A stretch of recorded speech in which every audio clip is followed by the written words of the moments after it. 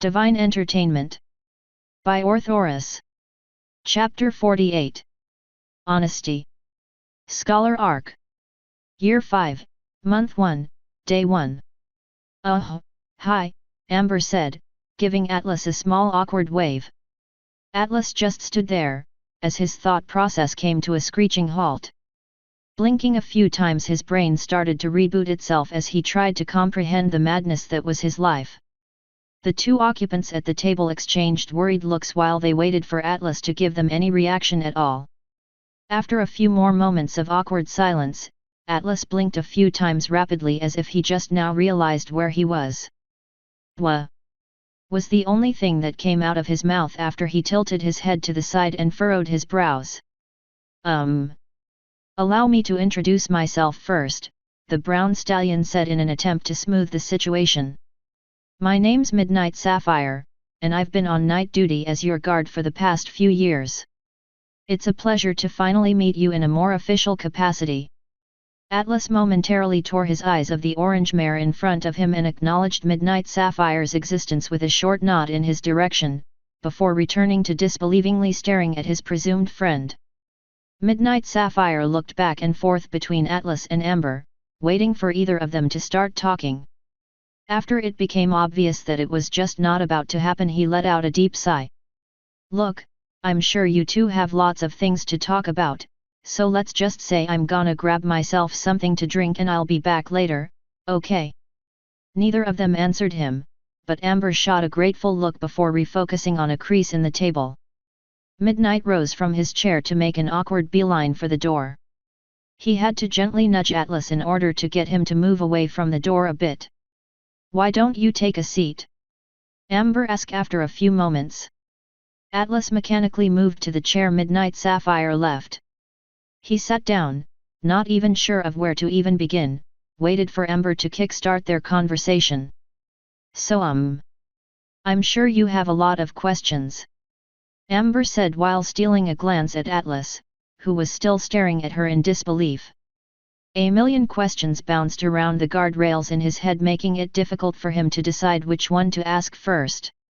Amber returned to not saying anything, seemingly giving Atlas the time he needed to come to terms with the situation. After all, one of his best friends was just revealed to be a covert agent assigned to spy on him. Slowly, but surely, Atlas started to recover from the initial shock of his discovery. The more time passed, one question seemed to gain more and more importance, until he just blurted it out. "Why did you never say anything?" Amber looked up from the table and into Atlas's eyes. "I was given orders to not reveal my true identity unless an emergency situation called for it," Amber explained solemnly. Something about Amber's answer irked Atlas. At first, he couldn't quite place it, before it hit him like a truck. "Real identity?" Atlas asked, shocked. Does that mean Amber is not your real name?" It wouldn't have been the first time someone in Atlas's circle of friends used a fake name, but at least Belle didn't hide it for 5 years. "Oh. No. Amber recoiled. "Amber is definitely my real name. I was just referring to my identity as your guard and observer." Amber winced slightly, since saying these things out loud made them sound worse than they were. Atlas breathed a sigh of relief. "All right, I think I get it so far. But, why were you placed into my class instead of just observing me like, what was his name again?" "Midnight Sapphire." Having to keep her position a secret made some sort of sense to him, but why she couldn't just regularly perform her duties was beyond him. "Well, there are actually 2 reasons for that," Amber explained. "First off, I wanted to go to the academy anyways, so I was able to strike a deal with my superiors." Atlas nodded slowly in understanding and to prod her to continue. "The second reason is..." Amber started fidgeting and avoiding Atlas's eyes. "Because of my special talent," she added almost inaudible. Since nothing was around to overshadow Amber's voice, Atlas had no problem hearing what she said nonetheless, and his eyes went wide at the revelation. Your special talent?" he asked cautiously. "But...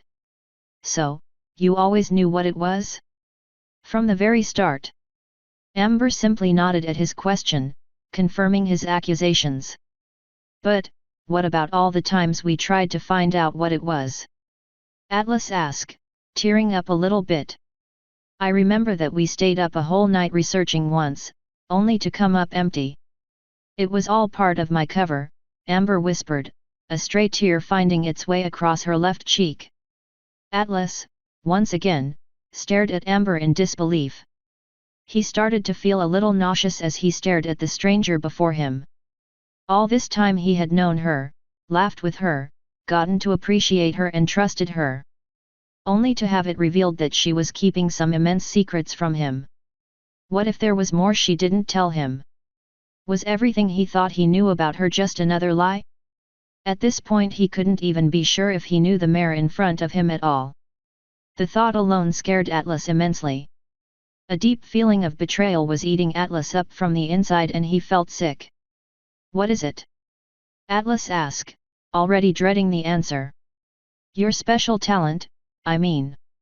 I instinctively know when someone is lying, Amber said meekly. Until today I haven't failed once in recognizing a lie. A pit formed in Atlas' stomach. If she truly always knew when someone was lying, she would have seen through Atlas's cover a long time ago. While she couldn't possibly know what exactly he was, she definitely must have known that everything he told her about where he was from was a lie. Which brought up the question. Why hasn't she told anybody about it?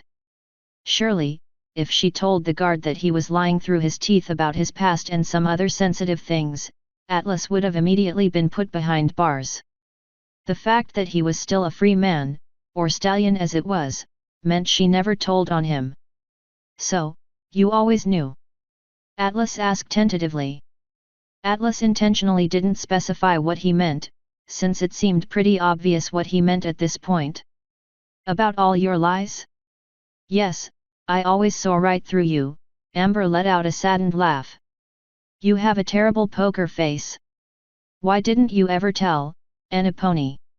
Atlas conspiratorially asked, and now genuinely curious, perhaps even a little hopeful. Maybe, just maybe, it meant all of their friendship wasn't just a job. I just thought that you lying about your origins didn't endanger Aniponi around you, which is why I didn't report it, Amber said. After all, I was only ordered to report any and all suspicious behavior that could potentially be dangerous. She added with a smile. I'd say that is plenty suspicious behavior right there, Atlas responded, momentarily forgetting his internal turmoil and donning a small smile. Amber just shrugged her shoulders in response, smiling at a dent in the table. The mood seemed to lighten up a bit at the bit of banter. A short pause followed, in which neither felt the need to say anything and instead chose to process all the new information. So, who are you? Atlas asked suddenly, which prompted a sharp intake of air and a hurt look from Amber.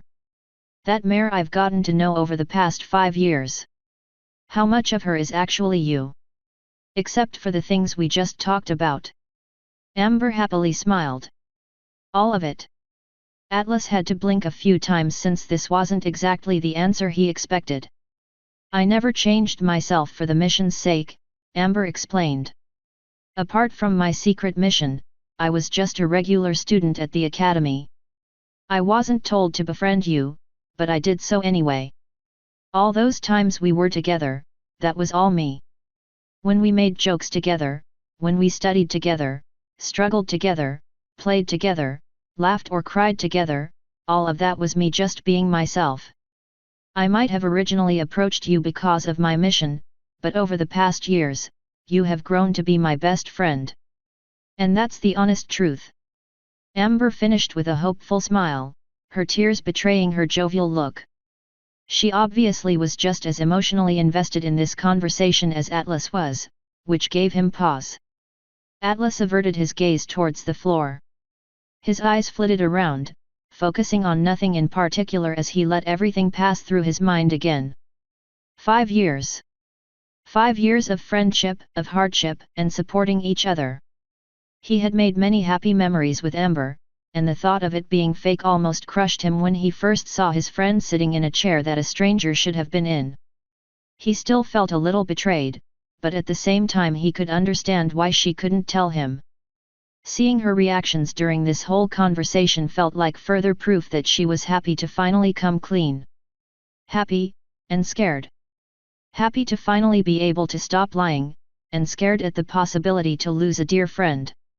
It would truly be cruel to lose a friend because of things that were outside one's range of influence, something that must scare her just as much as it scared Atlas. But still, instead of deciding to keep it a secret, something which she definitely could have done, she chose to come clean and tell Atlas the truth. Something which could potentially cause her to lose her best friend. What further proof did he need at this point? Atlas's eyes flashed a soft orange, accompanied by a slight shiver running through his whole body. By now he was familiar with the feeling and due to his mastery of magic, could even feel like something had changed within him. His head snapped upwards, his eyes meeting Ember's as his eyes widened in realization. He would need to test his theory later, but right now he had more important business to attend to. I believe you, Atlas simply stated. Ember's eyes shot wide open, a quiet sob escaping her. The waterworks started in full as the tension visibly left her body. Does that mean we can still be friends? Amber asked between a few sobs. Even after all I did. Atlas rose from his chair and moved to give Amber a hug. She obviously needed a good friend right now.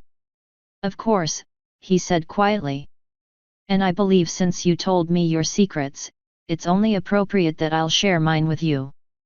Amber didn't say anything in response and simply hugged Atlas back, relieved to finally be able to be honest with her friend. They remained like this until Amber finally calmed down. Author's note: 4 down, 2 to go. Next chapter's gonna be close to this, and the one after will have quite the jump in time, so get ready. Hope you liked this chapter, laughing face. Also, I don't remember whether or not I've posted this before, but here it is again, because it's still accurate, well except for, I don't take forever. Once again, thanks to my editor Azriel and my proofreader Kilobytes for a job well done. Today's chapter was brought to you by this song. Beautiful. End author's note.